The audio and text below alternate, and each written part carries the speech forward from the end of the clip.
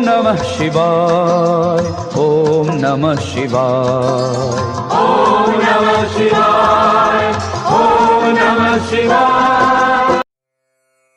जय श्री महाकाल। आज की इस वीडियो में हम बात करेंगे आयुर्वेद के विषय में और आयुर्वेद के जो प्रवर्तक थे भगवान धन्वंतरी, उनके विषय में। वर्तमान जो समय है इसमें हम देख रहे हैं कि जो आयुर्वेद है, जिसे हमारे इस मॉडर्न टाइम में हमने इतनी वैल्यू देना छोड़ दिया था, हम एलोपैथी की तरफ भाग रहे थे, अंग्रेज़ी दवाइयों के पीछे। लेकिन ये जो महामारी का वक्त है, इसमें हमने क्या देखा है कि जो सबसे ज़्यादा लाभ जो कोई चीज़ अगर दे रही है तो वो है आयुर्वेद। अब आयुर्वेद और एलोपैथी का अंतर क्या है? एलोपैथी तो आप यूँ मानिए कि आपने किसी को बेहोश कर दिया है, सुन्न कर दिया, उसका दर्द जो है वो एक उस पल के लिए शांत हो गया, दर्द की अनुभूति नहीं हो रही है। लेकिन जब वो सुन्न हटेगी, जब वो बेहोशी हटेगी, तो वो दर्द वापस आ जाएगा। बस ये इलाज एलोपैथी का है। लेकिन जब हम आयुर्वेद की बात करते हैं तो आयुर्वेद काम धीरे धीरे करता है, लेकिन वो उस रोग को जड़ से नष्ट कर देता है। क्यों? क्योंकि जो आयुर्वेद है वो एक दिव्य उपचार है, एक ऐसा पद्धति है जो हमें देवताओं से स्वयं भगवान द्वारा प्रदत्त है। भगवान जो धन्वंतरी है वो आयुर्वेदिक के जो प्रवर्तक माने जाते हैं, उनके द्वारा ये विद्या संसार में आई। तो सबसे पहले भगवान धन्वंतरी के विषय में ही बात करते हैं। भगवान धन्वंतरी आयुर्वेद के आदि प्रवर्तक और स्वास्थ्य के अधिष्ठाता देवता होने से विश्व वंदनीय हैं। सनातन धर्म के अनुसार भगवान विष्णु ने जगत को बचाने के लिए 24 बार अवतार धारण किए, जिनमें भगवान धन्वंतरी को 12वें अंश अवतार के रूप में माना जाता है। मतलब आप कह सकते हैं कि जो भगवान धन्वंतरी है वो साक्षात विष्णु श्री हरि जी के रूप हैं। अब इनके प्रादुर्भाव का जो रोचक वृतांत है जो पुराणों में मिलता है, अब उसके बारे में बात करते हैं कि एक बार अवसर पाकर असुरों ने देवताओं को जब सताना प्रारंभ कर दिया, तो जो दुखी देवगण थे वो अपने राजा इंद्र के सम्मुख उपस्थित हुए और उन्होंने अपनी व्यथा सुनाई। तो इंद्र जो है, आपको पता ही, अपने प्रमुख देवताओं के साथ ब्रह्मा जी की शरण में गए और उन्होंने अपनी जो परेशानी थी वो दूर करने के लिए ब्रह्मा जी से निवेदन किया। अब ब्रह्मा जी जो थे वो विष्णु जी के पास जाने का परामर्श देते हैं सबको कि हम सब मिलकर विष्णु जी के पास चलते हैं, वहाँ कोई समाधान देखेंगे। तो इंद्र आदि देवगण थे वो भगवान विष्णु के समक्ष उपस्थित हुए और उन्होंने अपना दुख कह के सुनाया कि किस प्रकार जो असुर हैं, दैत्य हैं, वो उन्हें परेशान करते हैं। तब उनके दुख से द्रवित होकर भगवान विष्णु ने असुरों के शमन और देवगणों के अमरत्व के लिए विचार विमर्श किया। देव और दानवों की सामयिक संधि कराकर समुद्र यंथन की एक योजना बनाई गई। तो उसके लिए क्या किया, जो मंदराचल पर्वत था उसको मधानी मंथन दंड बनाया गया। जो भगवान विष्णु का जो कूर्म रूप था, कछुए का रूप था, उसको दंड आधार मानकर, और जो वासुकी नागराज थे उन्हें रस्सी बनाकर तथा समुद्र को नवनीत पात्र बनाया गया। नवनीत पात्र मतलब जिस तरह हम दूध को बिलोते हैं और उसमें से मक्खन निकालते हैं, उसी तरह ये योजना बनाई गई कि हम सागर का मंथन करके उसके अंदर से जो कीमती रत्न हैं या जो भी उसमें वस्तुएं हैं उन्हें प्राप्त करेंगे। क्योंकि ये जो कार्य था न तो अकेले देवों के वश का था, न ही दानवों के वश का था। तो ये एक निर्णय लिया गया कि देव और दानव दोनों मिलकर इस कार्य को करेंगे। देवों और दानवों ने मिलकर समुद्र का मंथन किया, जिसके फलस्वरूप 14 रत्न निकले। सबसे पहले माता महालक्ष्मी, कौस्तुभ मणि, कल्पवृक्ष, मदिरा, अमृत कलशधारी भगवान धन्वंतरी निकले, अप्सरा, उच्चैश्रवा घोड़ा, विष्णु जी का धनुष, 5 जन्य शंख, विष, कामधेनु, चंद्रमा व ऐरावत हाथी। ये जो 14 रत्न थे ये सागर मंथन से निकले थे।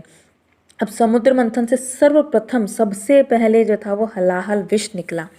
तो विष की प्रचंडता से त्रस्त देवताओं की प्रार्थना पर शंकर भगवान ने उसको अपने कंठ में धारण किया। उसके पश्चात कामधेनु प्राप्त हुई, जिसे ऋषियों को अर्पण कर दिया गया।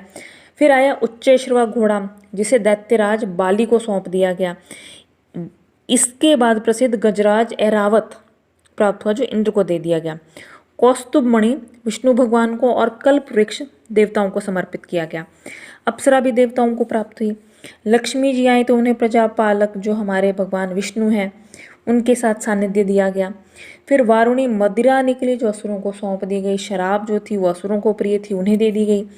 अब समुद्र मंथन हो ही रहा था, अभिष्ट वस्तु अमृत की लेकिन अभी तक प्राप्ति नहीं हुई थी। अमृत का श्रेय भगवान धन्वंतरी के भाग्य में था। अतः इस बार अमर अवतरित भगवान धन्वंतरी प्रकट हुए। तो धन्वंतरी जी जब आए तो उनके हाथ में एक कलश था। आयुर्वेद शास्त्र, वनस्पति औषधि और अमृत ये सब हाथ में रखे हुए, रत्न आभूषण और माला धारण किए हुए भगवान धन्वंतरी का सुंदर रूप विश्व को लुभा रहा था। वे आयुर्वेद के प्रवर्तक थे और वे इंद्र के समान पराक्रमी और यज्ञ का भाग भोगने वाले थे। तो अमृत का कलश भगवान धन्वंतरी के हाथों में देखते ही देव और दानव बड़े खुश हुए। चालाक राक्षसों ने जो अमृत कलश था उसको झपट कर ले लिया। भगवान ने फिर मोहिनी रूप धारण किया और राक्षसों को मोहित करके उन्हें मदिरा में ही आसक्त रखा और प्रयास किया कि जो अमृत है ये केवल देवों को मिले और असुरों को नहीं मिले, क्योंकि यदि असुर अगर अमर हो जाते हैं तो वो तो त्राही त्राही मचा देंगे। तो इसके बाद अन्य 4 रत्न समुद्र में से और प्राप्त हुए। गरुड़ पुराण में भगवान धन्वंतरी के व्रत की कथा का वर्णन आता है।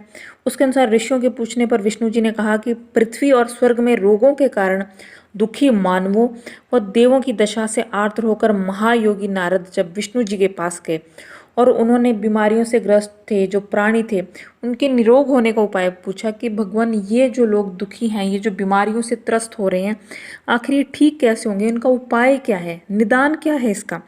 तो भगवान ने कहा कि मैं धन्वंतरी का अवतार लूँगा और तब लोगों के जो स्वस्थ रहने के लिए आयुर्वेद का जो ज्ञान है वो दुनिया के सामने आएगा। साथ ही भगवान बोले कि मैं कार्तिक कृष्ण त्रयोदशी वीरवार हस्त नक्षत्र के दिन बनारस में धन्वंतरी के रूप में अवतार लेकर आयुर्वेद का उद्धार करूंगा।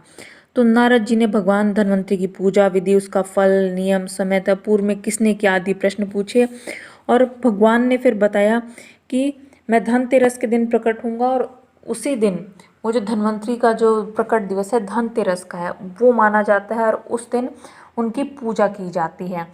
तो जो आयुर्वेद है इसके प्रणेता हमने देखा कि धन्वंतरी जी हैं जो स्वयं अमृत का कलश लेकर प्रकट हुए थे। आयुर्वेद जो है हमारा आज के समय में इतना समृद्ध है, उसमें हर चीज़ का इलाज है, थोड़े उसमें नियम है, उसमें परहेज़ हैं जो आपको रखने चाहिए।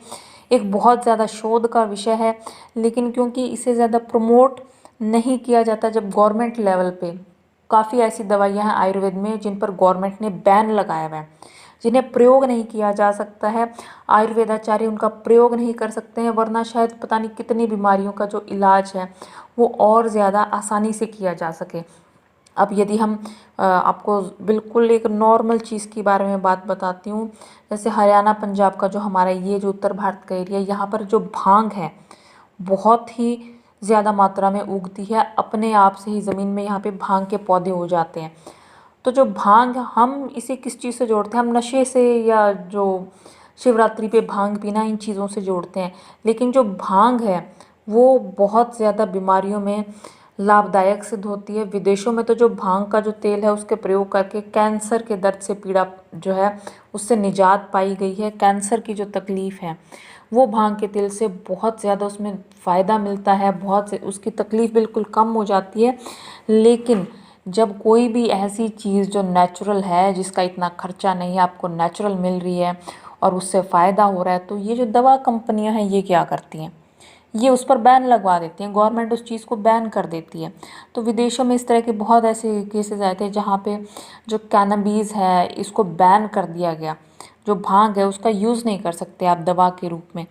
ऐसी बहुत सी चीज़ें आयुर्वेद में जो बहुत ज़्यादा कारगर होती हैं, जिनसे किसी भी लाइलाज बीमारी को ठीक किया जा सकता है। अब आयुर्वेद में भांग है, धतूरा है या पारद है या संख्या है, ये जितनी भी चीज़ें हैं, नीलत होता है, ये सब जो चीज़ें हैं ये क्या है, जहर हैं। तो जहर ही जहर को काटता है। काफ़ी जो बीमारियां जो बहुत डेंजरस है, जैसे अगर हम कैंसर की बात करते हैं, ये क्या है, जो मनुष्य का जो खुद का खून है, उसका शरीर है, उस जहर के समान हो जाता है। तो कहते हैं ना कि जहर जहर को काटता है। तो आयुर्वेद में ये जो जहर है इसको परिष्कृत करके, इसको शोधित कर करके इससे जो दवा बनती है वो बिल्कुल रामबाण होती है। ऐसी जो बीमारियां होती हैं उनको जड़ से ख़त्म कर देती है। यदि हम एलोपैथी की बात करें, एलोपैथी में अगर हम कीमोथेरेपी की वगैरह की बात करते हैं कि वो भी तो जहर है, जहर को काट रहा है, नहीं, वो जहर उस जहर को काट तो रहा है, लेकिन वो साथ की साथ एक नए जहर को आपके शरीर में जन्म देता है। जहाँ आपकी कीमोथेरेपी हो गई, आप मान के चलिए कि काफ़ी ज़्यादा चांसेस बन जाते हैं कि आपके शरीर के किसी और अंग में वो बीमारी वापस बन जाएगी, लेकिन आयुर्वेद में वो चीज़ नहीं है। तो जो आयुर्वेद है, इसे आज के टाइम में जितना ज़्यादा से ज़्यादा है आप अपने जीवन में अपनाइए, इसका प्रयोग कीजिए।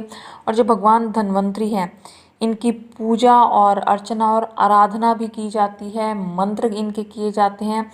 और क्योंकि ये माना जाता है कि जब भी जड़ी बूटियाँ जो भी दवा प्रयोग के लिए लाई जाती हैं, मोस्टली क्या करते हैं, जो बड़े जो सिद्ध संत हैं वो क्या करते हैं, वो उस जड़ी बूटी को अभिमंत्रित करते हैं। पहले वो आमंत्रण दे के उस जड़ी बूटी को लाते हैं, फिर उसका प्रयोग किया जाता है। जितने भी बड़े बड़े सिद्ध साधक हैं उनको आयुर्वेद का निश्चित रूप से ज्ञान होता है। यदि हम 10 नामी जो हमारे अखाड़े के साधु हैं, सिद्ध हैं, संत हैं, उनकी बात करते हैं, उन सबको आयुर्वेद का ज्ञान होता है, क्योंकि ये ज्ञान उन्हें अपने गुरु से मिला हुआ होता है। और उनके दी हुई दवाइयों से जनमानस को बहुत ज़्यादा लाभ मिलता है। कैंसर तक की जो बीमारियां हैं, एड्स तक की बीमारियां हैं, आयुर्वेदिक दवाइयों से ठीक होती देखी गई हैं। तो आज की वीडियो में केवल इतना ही। यदि वीडियो पसंद आया हो तो वीडियो को लाइक कीजिए, शेयर कीजिए, चैनल को सब्सक्राइब कीजिए। आपकी कोई क्वेरीज हैं, कोई प्रश्न है तो आप हमसे कमेंट के माध्यम से पूछ सकते हैं। जय श्री महाकाल।